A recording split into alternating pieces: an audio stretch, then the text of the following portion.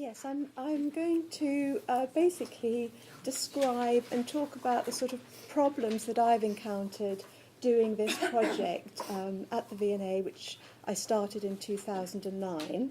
And yes, it is also about a space, but it's very much, the project arose for me at a sort of lull in my career when I didn't really know. I was sort of quite bored, and I thought, oh, I really need to kind of think of something I want to do. And I had previously done oral life histories for the Artist Lives project at the British Library, and I had really enjoyed doing that.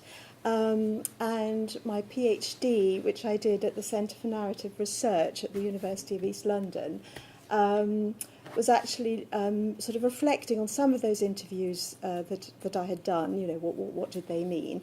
My background is in history and English literature, and that was really the sort of the sort of trying to bring together oral histories, life histories, and narrative research. So I also this project is funded by the University of the Arts, where I also sort of teach and supervise. So I'm in quite a sort of lucky position to be able to do this. And many years ago, I actually did an MA at the V&A, which again was a kind of joint thing with the Royal College of Art. So I'm obviously somebody who also, you know, can't decide where is my home. I don't know. Anyway, we won't go into that now. And the V&A for me is a sort of particularly interesting institution because it's like its own world. It has a series of departments that are based around specific material expertise, each of which historically has been seen as sort of quite separate and in competition with each other. And there's been, and that variety for me was very important to kind of understand how those areas of expertise, you know, had managed to come about, but also a kind of other question about, you know, what does it mean to be a museum curator in a national museum? Because as we all know, you know, curating has now become a kind of, you know, a term that we can apply. Curating of these events, playlists, dinner parties, everything. But actually, I wanted to kind of find out what is the working life of a museum curator, and in contrast to perhaps what Pierre Nora, who I'm sure you're all familiar with, was arguing about the sort of break in sort of the realms of memory, and that we are now kind of constructing monuments to memory. The V&A actually, I think, is still, in the terms that he, problematic though they may be, proposed the notion of a kind of organic community of memory. The V&A, because staff have worked there for such a long time, is an organic place of memory. And this, of course, is reinforced by the spaces themselves. And although, especially over the last 10, 15 years or so, the V&A is looking newer and newer. It's been, you know, cleaned and galleries redone, and one could say that, you know, history is actually being suppressed in some sense. And I often use the silver galleries as an example, because in the silver galleries everything is the same shiny newness. But nevertheless, the people, the behind-the-scenes people, many of them have been there for a very long time. And this actually created one of my initial problems, because from thinking, oh, there'll be, I don't know, I sort of vaguely thought probably about 30 curators. In fact, and my project focused on curators because there are 800 staff at the V&A, and there's no way that we could, do everybody. Actually, the list is much, much longer than that, because we also decided to include retired curators. So from the beginning, I knew that I would not be able to cover everybody. And also, like many projects, and I'm sure you found this as well, it becomes quite opportunistic. Who's got the time? Who's available? Who's willing to do it? Although I've been doing it for quite a long time, with various people sort of coming in and out to do interviews or help with a project, there are still some areas that we haven't covered at all. And I'll maybe in the discussion afterwards, be interested to hear your views of what you would expect from this kind of project, because I am literally in the process of thinking about what the final publication is going to look like. So the aim was to document curatorial identities and practices from the post-war period onwards. And because of my sort of training, well, I wouldn't call it, I don't really like the word training, but because of my interest in narratives and narrative identity, which I draw on Paul Ricoeur, concept of narrative identity as this sort of a spiral of constancy and change. And obviously the narratives of people is also the narratives of the institution. So we were hoping to build up a kind of picture of the place through its personnel. The method is life history recordings, but also, we're approaching the material as historians. All the recordings will be deposited in the V&A archive, and there's already been some dissemination of various parts of it. The main issue of which, and perhaps we can discuss this more, is to do with confidentiality, because a lot of the in-post curators don't really want their, their sort of reflections on working in the museum to be made public.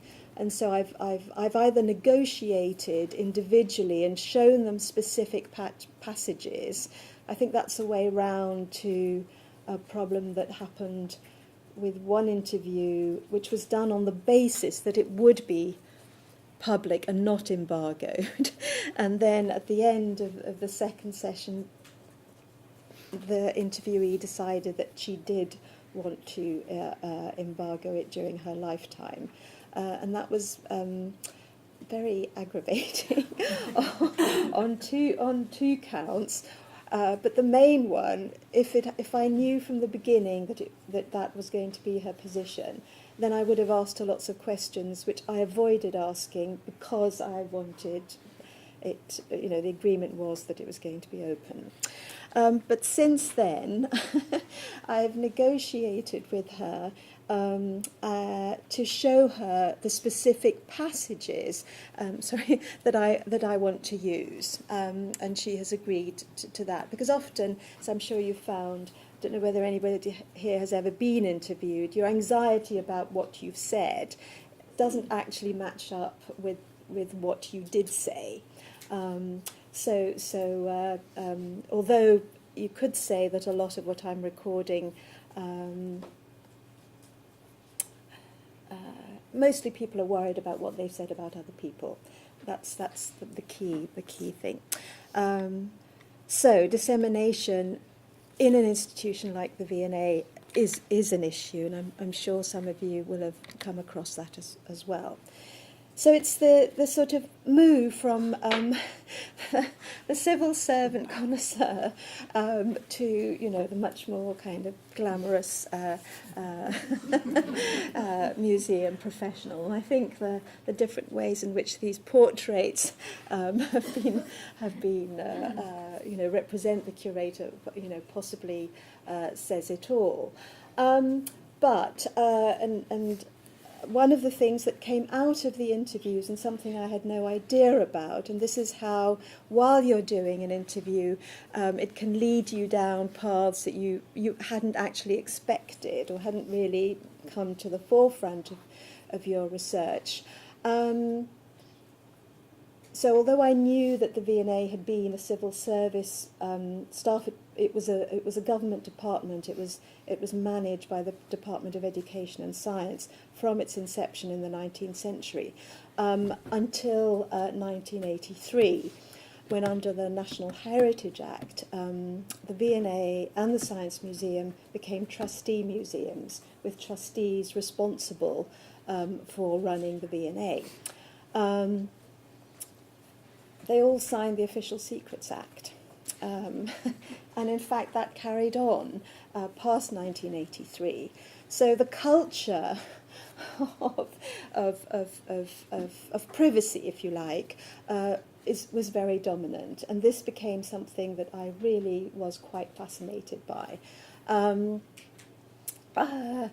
And I think it had a particular impact on the type of scholarship that then emerged within the V&A, especially in terms of connoisseurship, which doesn't take into account any of the political or social context of the objects that curators are working with.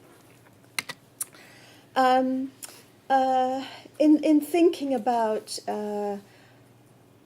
you know, what am I doing? Where should I be? What is my position? On the one hand, I am part of the institution. There are people there who, you know, I actually remember from 20 years ago. And obviously this is something that I my collaborators will reflect on. But I think Paul Duguay's work has been really important in helping me think through what kind of research I'm doing. So, which is, you know, how particular categories of persons, the curators at the V&A, have been formed or made up in specific contexts.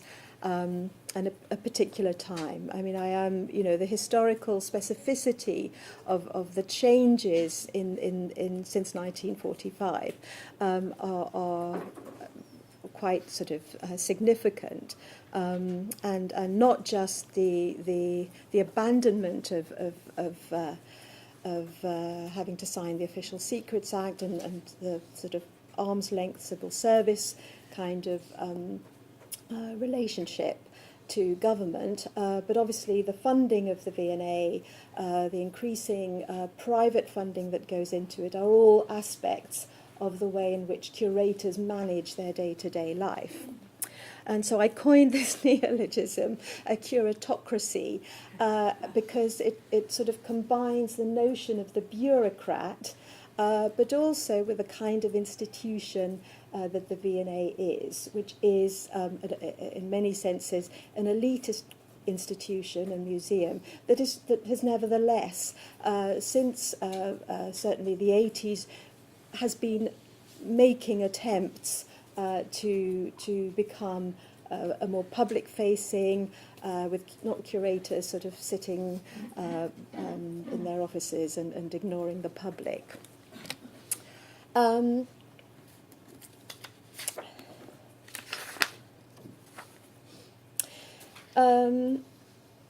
Sorry, just to say also that I noticed in one of the earlier sessions that Margareta made the distinction between resource and topic.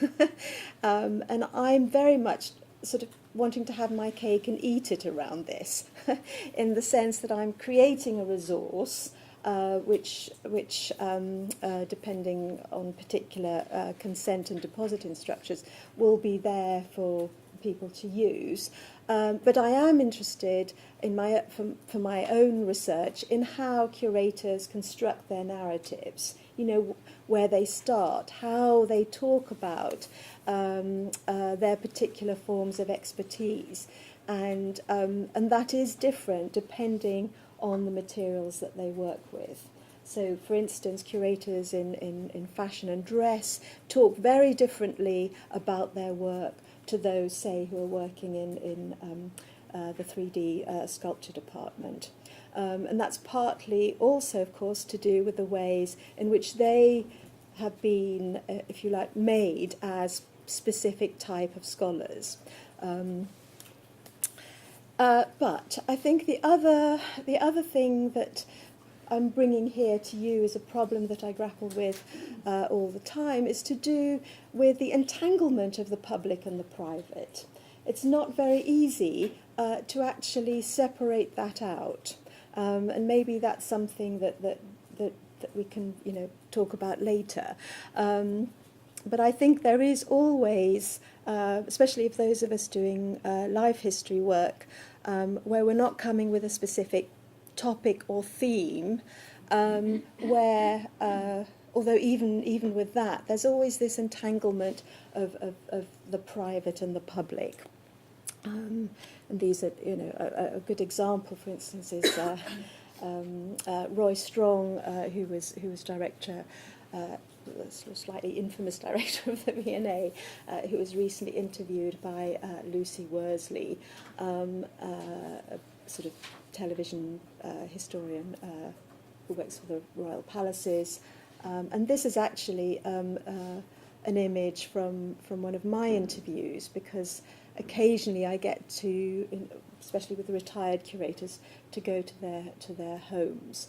But it's that they don't want to foreground themselves as individuals. They prefer to be represented through their publications. Not one of them has said, "Why aren't you using video?" And when I ask about depositing portraits of themselves, I've had a range of sort of photographs from the 1950s and 60s to people saying, "Oh, just use my pass image, you know, just use my pass one."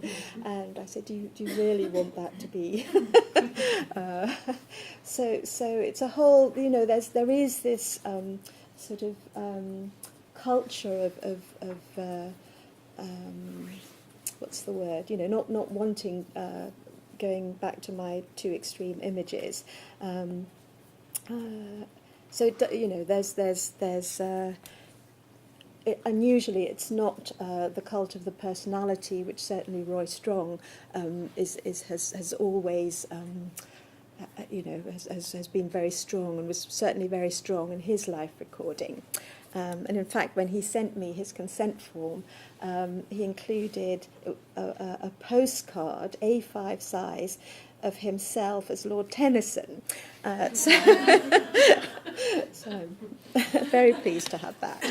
The other question, I suppose, is to do with who owns the story that we are given. And this is a question as well to do with loyalty. Where does our loyalty lie in the context of the interview? Is it with the interviewee? Is it with the project and its funders? Is it with our responsibility as scholars? Obviously, the answer is not simple. And this perhaps I can illustrate by an example of something that came up when I was interviewing Barbara Morris, who went to work in the V&A in 1947. And this is an image from the 50s, and this is her here then. And it led to, she admitted in the interview that she had been a communist while she was working at the V&A. And at the time, because she was quite frail, she didn't seem to want to talk about it, and I thought, oh, well, yes, obviously, it's not something you necessarily... We did talk about how and all those aspects, and I've written about that if any of you are interested. But it then led to more work on what were, in fact, a whole department of communists at the V&A, and the question of how was it possible for a civil servant, to be a paid-up member of the Communist Party, and this led me to look into the civil service, the history of communism in post-war Britain. So I suppose I start with the story and spread out from there. But I felt the question of who owns the story. I have always felt it was Barbara Morris's story. She was always clear that it was going to be available. She wasn't going to embargo it, and so there are other aspects that she didn't talk about on the recording. But this leads to the question of things that we are told that are not recorded. And although I started keeping a journal, I've since stopped because I felt uncomfortable and unethical about recording material that I had actually been told in confidence. Now, just to say a few words about making things public. This was during the period when I was, looking into the communists at the V&A, which was basically a lot of that group that I showed you. And because the V&A was putting on this exhibition, Disobedient Objects, it was actually a sort of permissible moment to talk about this. And we're always being asked to blog, but, I had a little burst and then I sort of just gave up. But it is a way of making things public. So the extract of Barbara talking about this and the way in which, of course, it's very linked into William Morris, who was a very sort of key figure in the 1870s in the museum, was something that could bring this together. So putting extracts online, but in an institution like the V&A, where there's a committee for everything. So this had to go through various things to be because it's all about the brand. But this was a moment where this could all be made public. Just to kind of sort of wrap things up, really. Individuals wanting to listen to or do research on the history or curators, or we've not just interviewed curators, other staff as well, can obviously go and eventually listen to this at the archive. And I think that Portelli's way of summarising the way in which our the material that we collect has actually, different registers and different uses to which it can be put, from performance to content. I mean, most historians, I would say, use oral history for content as part of their argument. Subject-oriented life story and/or theme-oriented testimony. I feel that that the kind of work we do, especially with life history works, can be displays all these elements, and it just depends on how we want to interpret the lens that we want to bring on a certain aspect of it, that will help us kind of navigate the different uses to which we want our work to be made public. And I think that's, for me, is one of the exciting things about doing this kind of work. You know, every day is different, every interview is different, and when I do the transcripts, when I go back to material, I'm always finding new, different things, themes, subjects, questions. I think, is this my last one? Sorry, I should have numbered them. Yeah. Save the next 5 minutes for questions. Yes, no, sure. So basically, these are the other kind of key things, I suppose, that I think about all the time. The ethics of how I conduct any interpretation of the material, but also the thing I haven't talked about, but which is quite important in my thinking, is how technology constructs and mediates the work that we do, you know, not just in the way that we disseminate it, but then in the way in which it's listened back to. I mean, simply listening to something through stereophonic headphones is quite different to hearing it in the context of an exhibition or listening to it at home.